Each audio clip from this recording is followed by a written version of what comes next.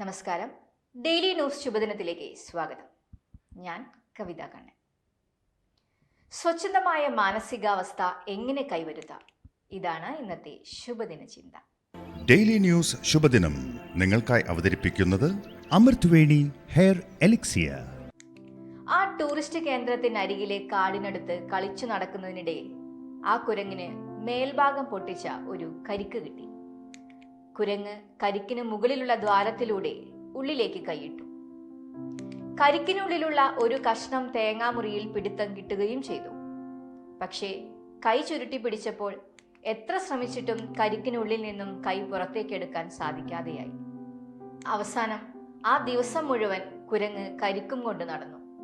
രാത്രിയായപ്പോൾ തളർന്ന് ഒരു മരത്തിന് കീഴെ വിശ്രമിക്കാൻ കിടന്നു. ഉറക്കത്തിലേക്ക് വീണപ്പോൾ കൈയിലെ തേങ്ങാക്കൊത്തിന്റെ പിടിവിട്ടു. കൈ പുറത്തേക്ക് എടുക്കുകയും ചെയ്തു.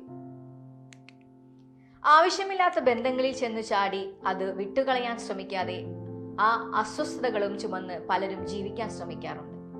അതുപോലെ ആവശ്യമില്ലാത്ത പിടിവാശികളും ആവശ്യമില്ലാത്ത സംശയങ്ങളുമെല്ലാം ചുരുട്ടി പിടിച്ച കൈ പോലെയാണ്. ഒന്ന് അയച്ചു കൊടുത്തു നോക്കൂ.